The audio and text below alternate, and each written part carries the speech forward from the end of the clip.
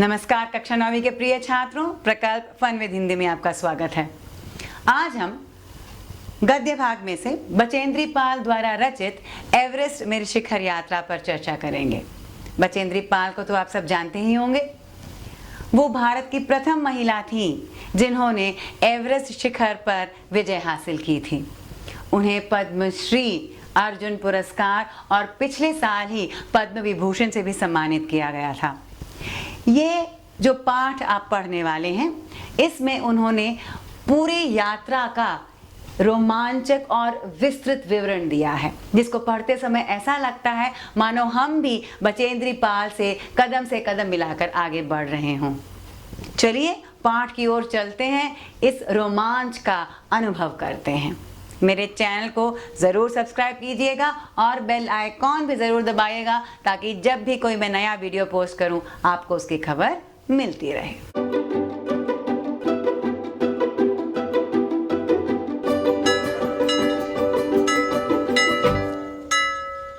प्रिय छात्रों, पाठ बहुत लंबा है, इसलिए मैंने इसे 2 भागों में विभाजित किया है। आज इसका पहला भाग देखेंगे। चलिए पाठ की ओर चलते हैं। पाठ का नाम है एवरेस्ट मेरी शिखर यात्रा और लेखिका हैं बचेंद्री पाल। एवरेस्ट अभियान दल 7 मार्च को दिल्ली से काठमांडू के लिए हवाई जहाज से चल दिया।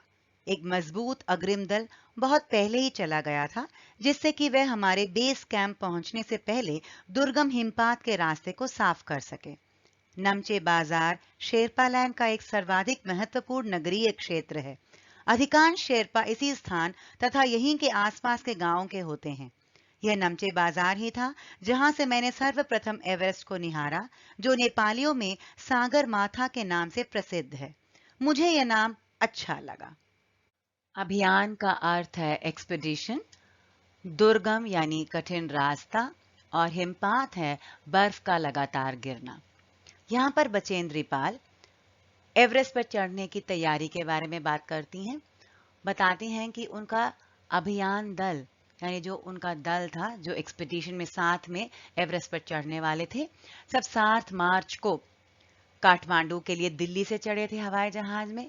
और इनके पहले ही एक अग्रिम दल यानी आगे एक दल जा चुका था, जो बेस कैंप पहुंचने से पहले ही वहां के रास्ते को साफ करने लगा था।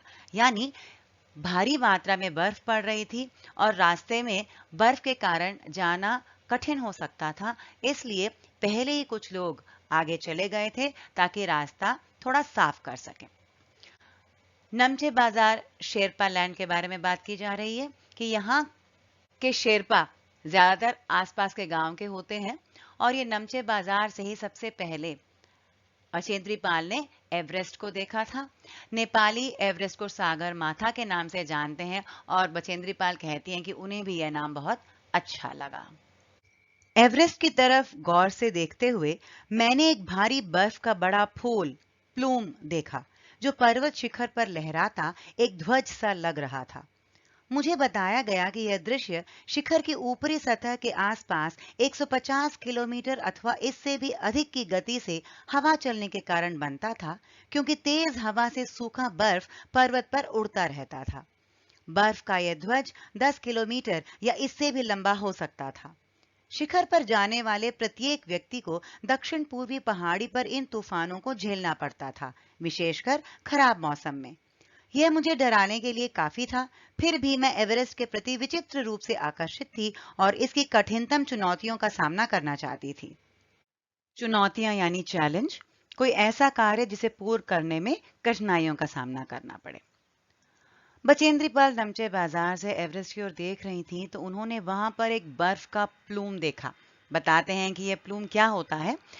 तेज हवा से जब सूखा बर्फ पर्वत पर उड़ता है तो एक ध्वज सा दिखाई देता है। यह ध्वज यानी झंडा 10 किलोमीटर या इससे भी लंबा हो सकता है। यह तभी होता है जब पर्वत पर 150 किलोमीटर या इससे भी तेज गति में हवा चले। अब जिस प्रकार आंधी में धूल उड़ती है, सामान्य शब्दों में कहा जा सकता है कि यह पर्वत पर बर्फ की आंधी थी। आगे कहा गया है कि जो भी एवरेस्ट पर चढ़ता है उसे दक्षिण पूर्वी पहाड़ी पर इन तूफानों का सामना करना पड़ता है। यह सुनकर और देखकर बचेंद्री पाल डर तो गईं, लेकिन क्योंकि एवरेस्ट के प्रति उनका आकर्षण था, वे कठिन से कठिन चुनौतियों का सामना करने के लिए भी तैयार थीं। जब हम 26 मार्च को पेरिस पहुंचे, हमें हिमस्खलन के कारण हुई एक शेरपा कुली की मृत्यु का दुखद समाचार मिला। खुम्बू हिमपात पर जाने वाले अभियान दल के रास्ते के बाईं तरफ सीधी पहाड़ी के धसकने से लोत्से की ओर से एक बहुत बड़ी बर्फ की चट्टान नीचे खिसक आई थी। 16 शेरपा कुलियों के दल में से एक की मृत्यु हो गई और 4 घायल हो गए थे। इस समाचार के कारण अभियान दल के सदस्यों के चेहरों पर छाए अवसाद को देखकर हमारे नेता कर्नल खुल्लर ने स्पष्ट किया कि एवरेस्ट जैसे महान अभियान में खतरों को और कभी-कभी तो मृत्यु भी आदमी को सहज भाव से स्वीकार करनी चाहिए। पहले शाब्दिक अर्थ देख लेते हैं। हिमस्खलन का अर्थ है लगातार बर्फ का गिरना, धसकना यानी दबना, और अवसाद का अर्थ है दुख। जब बचेंद्री पाल और उनका दल पेरिस पहुंचा, 26 मार्च को जब उनका दल पेरिस पहुंचा, तो एक शेरपा कुली की मृत्यु का दुख भरा समाचार मिला और ये कुली हिमस्खलन में फंसकर मृत्यु को भेंट हो गया था। यानी खुम्बू हिमपात एक ऐसी जगह है जहां पर लगातार बर्फ गिरती रहती है। वहां पर जो अभियान दल गया था, वहां रास्ते में सीधी पहाड़ी के दबने के कारण लोत्से जो एक और पहाड़ी है, वहां से बहुत बड़ी बर्फ की चट्टान नीचे खिसक आई थी और इसके कारण जो 16 शेरपा कुलियों का दल था, उसमें से एक की मृत्यु हो गई थी और 4 लोग घायल हो गए थे। अब यह समाचार दुख भरा था। इसके कारण अभियान दल के सदस्यों के चेहरे पर दुख छा गया था, लेकिन उनके नेता जो थे कर्नल खुल्लर, उन्होंने स्पष्ट किया कि यदि एवरेस्ट जैसे महान अभियान में भाग लेना है तो इन सब खतरों का सामना करना पड़ेगा और कभी-कभी तो मौत भी किसी की भी हो सकती है। इसलिए डरना नहीं चाहिए, आगे बढ़ने की कोशिश करनी चाहिए, क्योंकि इन सब दुखों का सामना करने के लिए मन में शक्ति बैठा लेनी चाहिए। उपनेता प्रेमचंद, जो अग्रिम दल का नेतृत्व कर रहे थे, 26 मार्च को पेरिस लौट आए। उन्होंने हमारी पहली बड़ी बाधा खुम्बू हिमपात की स्थिति से हमें अवगत कराया।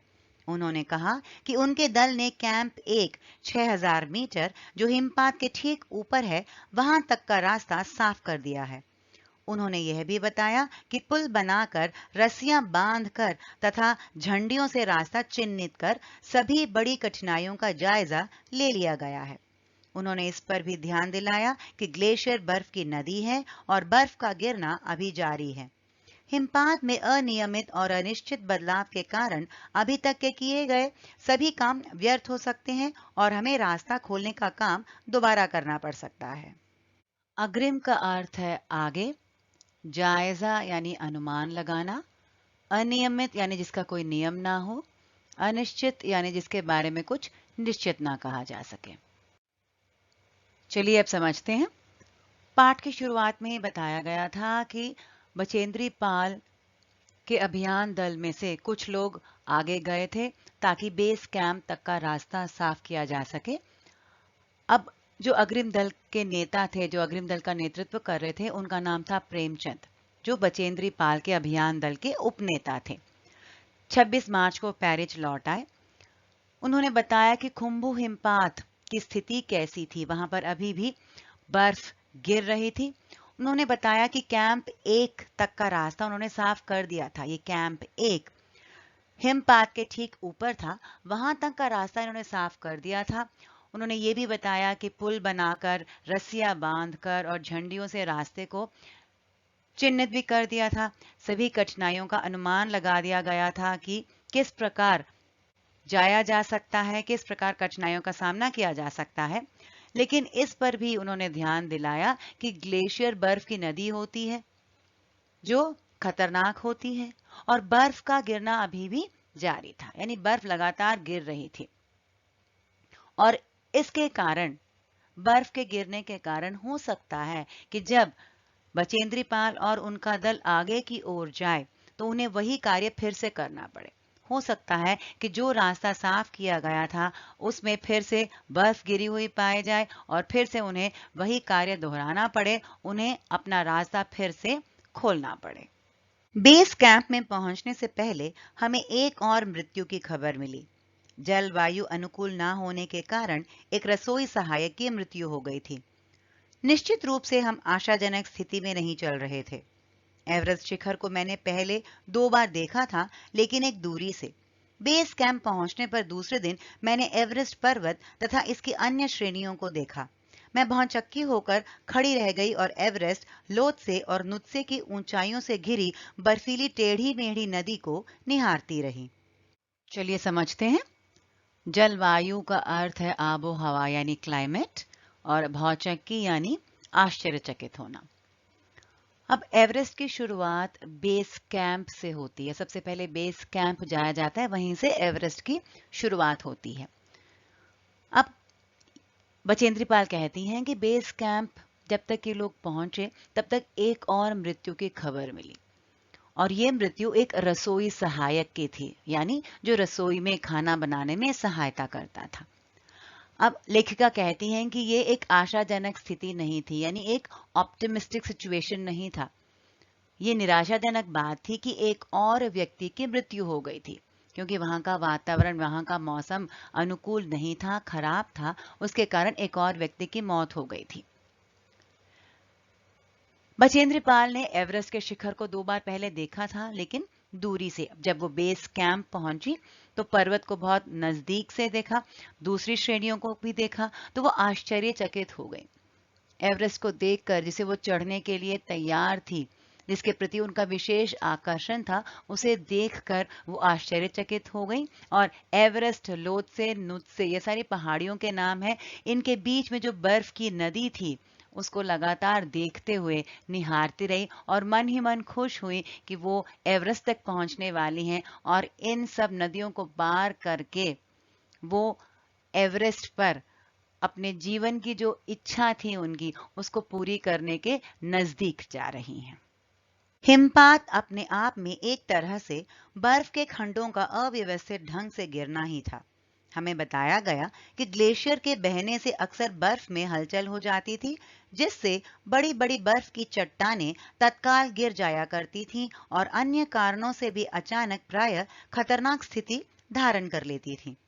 सीधे धरातल पर दरार पड़ने का विचार और इस दरार का गहरे चौड़े हिमविदर में बदल जाने का मात्र ख्याल ही बहुत डरावना था।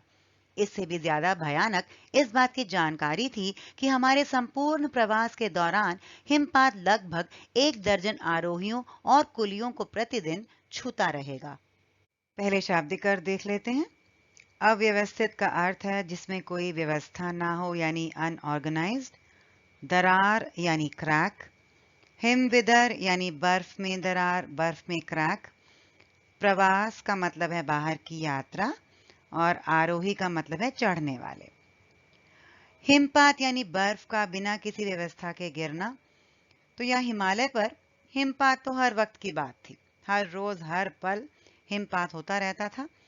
एवरेस्ट पर चढ़ाई की तैयारी के दौरान बचेंद्री और उनके दल को बताया गया कि ग्लेशियर जब बहता है तो कभी कभी बर्फ में हलचल हो सकती है, यानी बर्फ हिल सकती है, जिससे बर्फ की चट्टानें भी एकदम बिना किसी पूर्व चेतावनी के गिर सकती हैं। बर्फ में दरार की बात सुनकर ही बहुत डरावनी थी।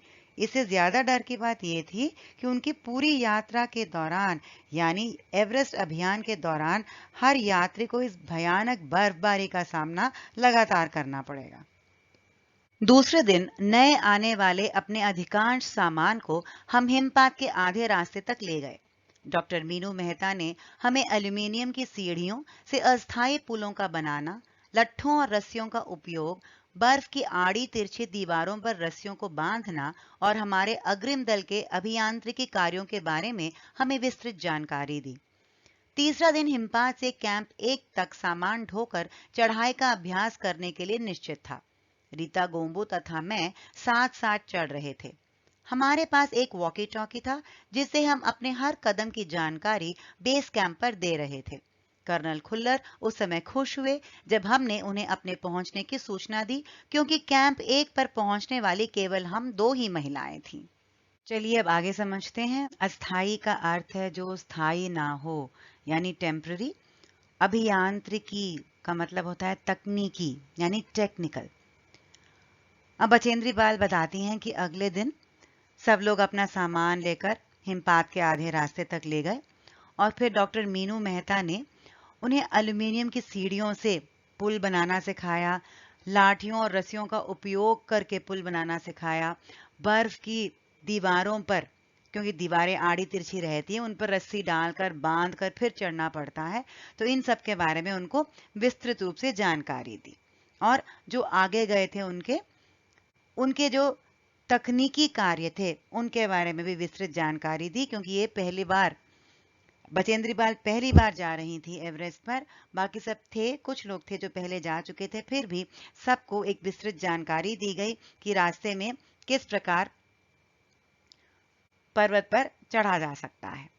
अब तीसरे दिन हिमपात से कैंप 1 तक, यहाँ पर जान लेने की बात यह है कि बेस कैंप से कैंप 1 तक के बीच के रास्ते में खुम्बु हिमपात आता है। तो यहाँ पर तीसरे दिन खुम्बु हिमपात से कैंप 1 तक सामान ढोकर चढ़ाई की शुरुआत हुई। बचेंद्री पाल रीता गोम्बू के साथ चढ़ रही थी और उनके पास एक वॉकी टॉकी था। एक वॉकी टॉकी एक ऐसा यंत्र होता है जो रेडियो की तरह होता है, मोबाइल की तरह होता है, जिससे मोबाइल से बड़ा रहता है आकार में, जिससे अपनी बात किसी और से की जा सकती है। अब रीता गोम्बू और इनके पास, बचेंद्री पाल के पास एक वॉकी टॉकी था और उससे वो सारी बातें कर्नल खुल्लर, जो उनके अभियान दल के नेता थे, उनको सारी बातें हर कदम बताते जा रहे थे, उनको जानकारी देते जा रहे थे कि ये कहाँ पर थे। और जब ये कैंप 1 पहुंचे और इन्होंने कर्नल खुल्लर को बताया तो बहुत खुश हुए, क्योंकि कैंप 1 तक पहुंचने वाली केवल ये 2 महिलाएं थीं, बचेंद्री पाल और रीता गोम्बू। अंगदोरजी, लोपसांग और गगन बिस्सा अंततः साउथ कोल पहुंच गए और 29 अप्रैल को 7,900 मीटर पर उन्होंने कैंप 4 लगाया। यह संतोषजनक प्रगति थी। जब अप्रैल में मैं बेस कैंप में थी, तेंजिंग अपनी सबसे छोटी सुपुत्री डेकी के साथ हमारे पास आए थे। उन्होंने इस बात पर विशेष महत्व दिया कि दल के प्रत्येक सदस्य और प्रत्येक शेरपा कुली से बातचीत की जाए। जब मेरी बारी आई, मैंने अपना परिचय यह कहकर दिया कि मैं बिल्कुल ही नौसिखिया हूं और एवरेस्ट मेरा पहला अभियान है। तेंजिंग हंसे और मुझसे कहा कि एवरेस्ट उनके लिए भी पहला अभियान है, लेकिन यह भी स्पष्ट किया कि शिखर पर पहुंचने से पहले उन्हें 7 बार एवरेस्ट पर जाना पड़ा था। फिर अपना हाथ मेरे कंधे पर रखते हुए उन्होंने कहा, तुम एक पक्की पर्वतीय लड़की लगती हो, तुम्हें तो शिखर पर पहले ही प्रयास में पहुंच जाना चाहिए। संतोषजनक का अर्थ है संतुष्ट, यानी सैटिस्फाइंग। नौसिखिया यानी नया नया सीखा हुआ। प्रयास का अर्थ है कोशिश। जब यह अभियान दल एवरेस्ट पर चढ़ने की तैयारी कर रहा था तो इसके आगे जो गए थे, अंगदोरजी, लोपसांग और गगन बिस्सा, खबर आई कि वे लोग साउथ कोल पहुंच गए थे और 29 अप्रैल को उन्होंने कैंप 4 लगाया था और ये कैंप 4 7,900 मीटर की ऊंचाई पर था।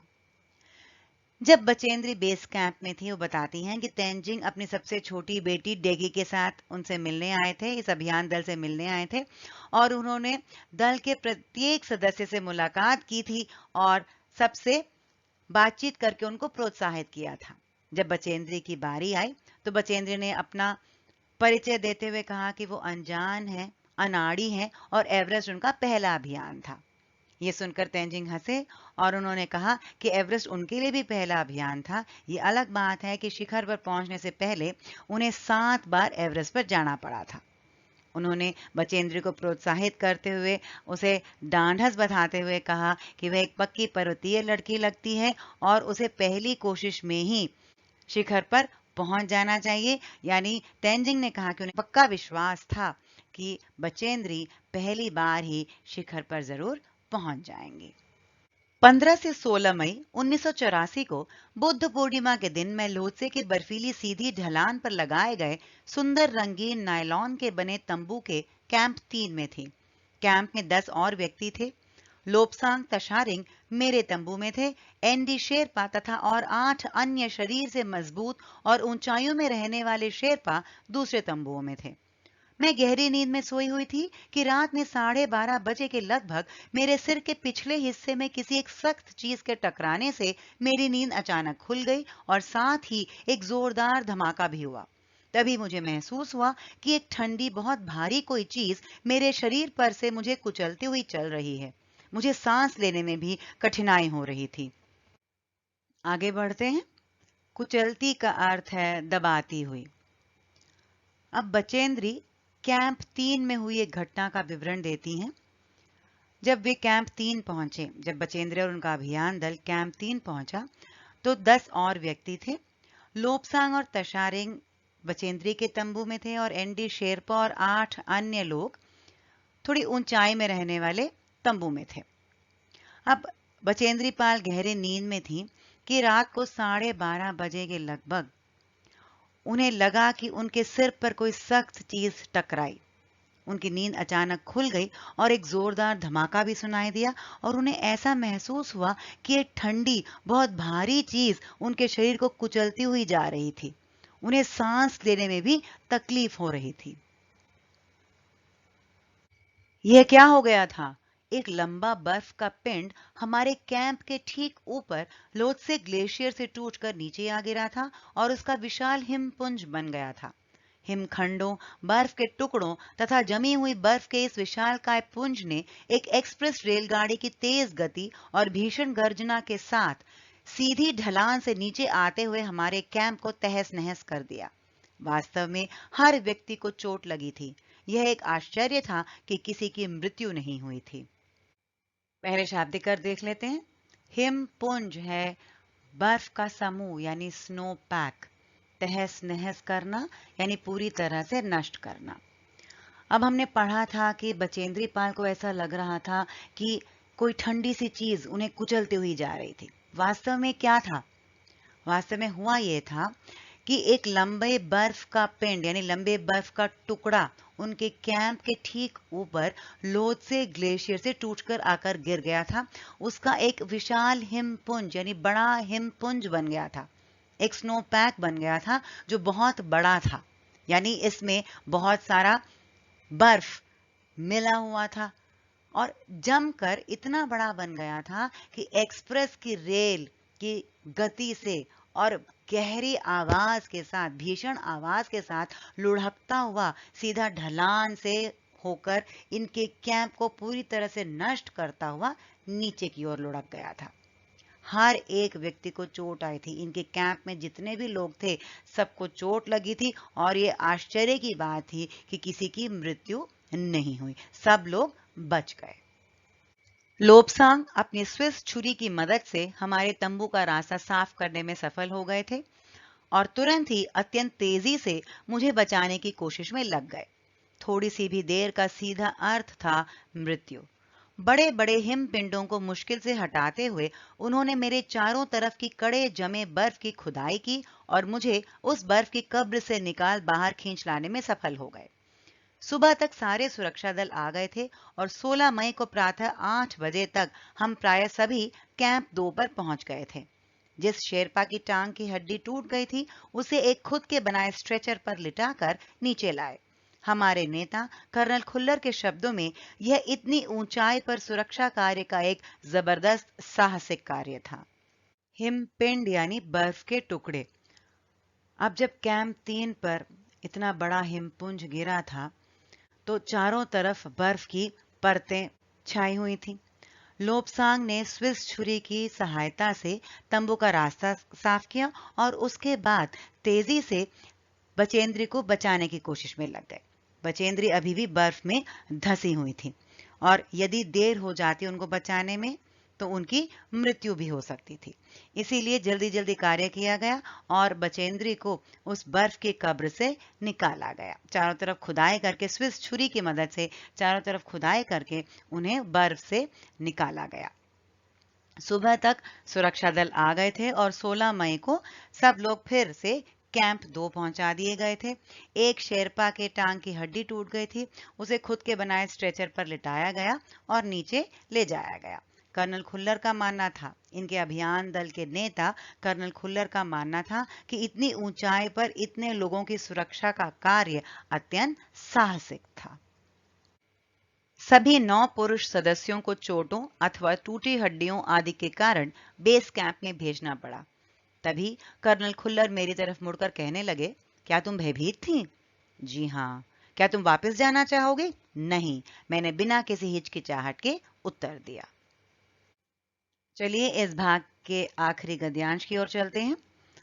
जो 9 पुरुष सदस्य थे उनको बेस कैंप भेजना पड़ा क्योंकि कई लोगों को चोट आई थी और कुछ की हड्डियां टूट गई थी। कर्नल खुल्लर ने बचेंद्री की ओर मुड़कर कहा कि क्या वो डरी हुई थी? बचेंद्री ने हामी भरी। तो कर्नल खुल्लर ने उनसे पूछा कि क्या वो वापस जाना चाहेंगी, तो बचेंद्री पाल ने मना कर दिया और बिना किसी हिचकिचाहट के उत्तर दिया कि वो एवरेस्ट की ओर बढ़ना चाहेंगी। अब संभावित प्रश्न देख लेते हैं। बचेंद्री पाल नमचे बाजार के बारे में क्या बताती हैं? प्लूम क्या होता है? डॉक्टर मीनू मेहता ने अभियान दल को क्या जानकारी दी? तेंजिंग और बचेंद्री के बीच हुई मुलाकात का विवरण दीजिए। अभियान दल के साथ कैंप 3 में क्या हुआ था? एवरेस्ट पर चढ़ाई की शुरुआत करने से पहले स्थिति आशाजनक नहीं लग रही थी, क्यों? छात्रों, भाग 1 विस्तृत रूप से समझा चुकी हूं। भाग 2 लेकर जल्दी ही आऊंगी। अब अगले वीडियो में मुलाकात होगी। तब तक के लिए नमस्कार।